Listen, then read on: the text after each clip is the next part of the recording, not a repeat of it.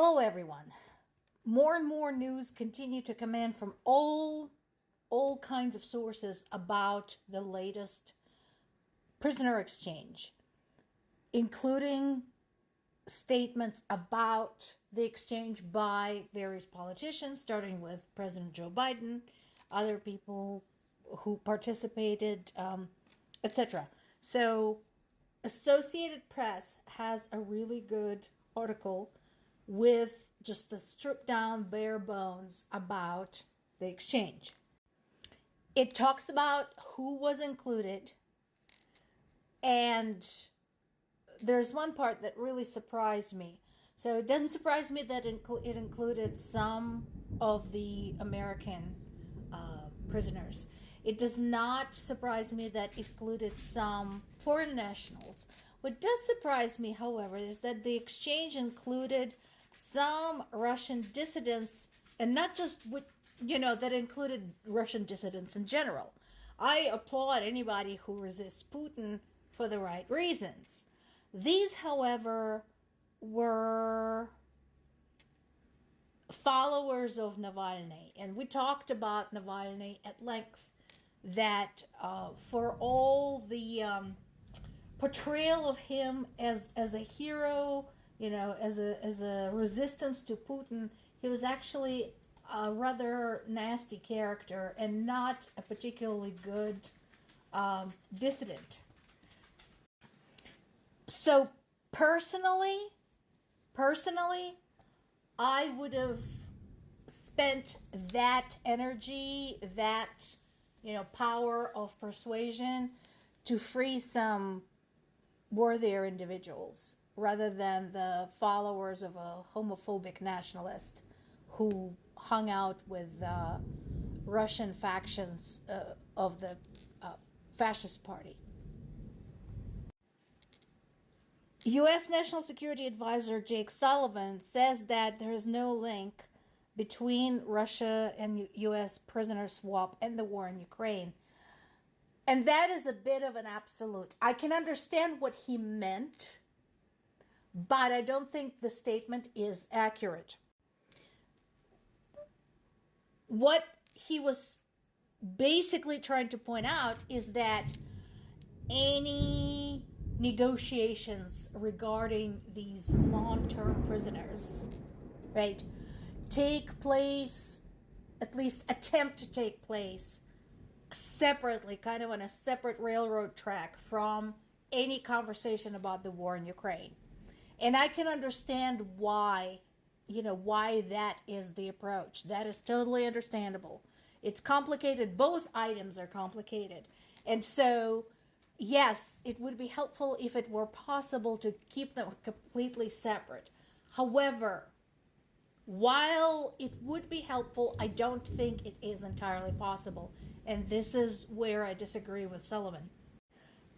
Like it or not, those two issues are going to be connected, because if you think about it, consider the cases where American citizens and other nationals were arrested after the start of the war in Ukraine, with the possible goal of pressuring Ukraine's allies into some type of concessions. Think about that. So, honestly, much as everybody involved probably would love to not have to mix those two, unfortunately, they are going to be connected. Case in point, the former political prisoner Andrei Pivovarov had already addressed the Western governments, saying that they should ease the sanctions and not punish Russian people for the actions of their government. But I mean, who keeps the government in place? Guys, there's 140 million of you. He can't imprison all of you. Puny little Ukraine, with a much smaller population than yours, managed to depose their dictator So why can't you get rid of yours? He's been sitting around your neck for like 20 years now. It's up to you to do that. And as long as you guys continue saying that Ukraine is the same as Russia, Ukrainians are not real people, etc., etc., yeah, you and your government are the same. Ooh, that is going to upset Russia. Big time. So what is that all about? Basically, because of the war, understandable, Ukraine had reached out to other countries located along the Black Sea coast to see if we could build some ships. And Turkey is one of them, just across the sea over there. And Turkey agreed. And now the ship has been launched. So my question is how is that going to impact the relationship between Russia and Turkey? Because we know Erdogan and Putin are, BFFs. So we'll have to see how that works out. Meanwhile, attacks against civilian targets in Ukraine continue. Ukrainians are keeping the pressure on the Russian military in Crimea. Because again, with the withdrawal of Russian fleet from Crimea, these people are basically there on their own. There's still some approaches that are available to them, but all in all, as my dad said, we're going to keep pounding them until it's so bad for them, they're going to swim out of there. And there were civilian casualties, in this case, a mother and daughter, after a round of shelling in Nikopol. And basically, it sounds like the city was hit with a dozen shells. And once again, this is the issue of not enough air defenses. That continues to be a problem. This article is from Politico. As I mentioned before, I like Politico as a source.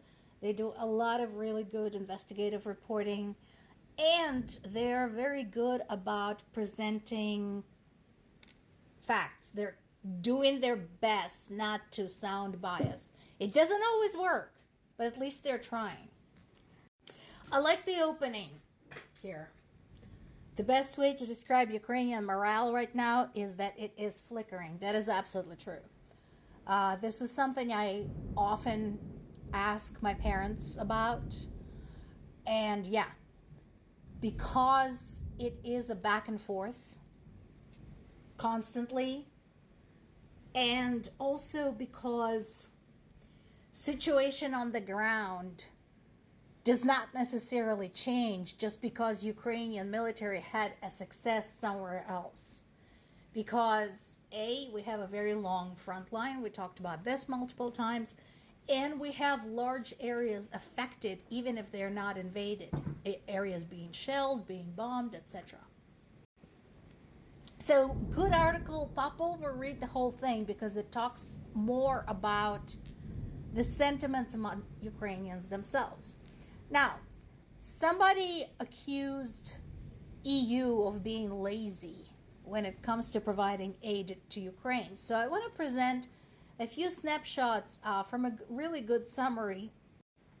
So this is from Kiel Institute for World Economy, KIEL. And if you look at this, you will see that actually most of the aid comes from places other than the United States.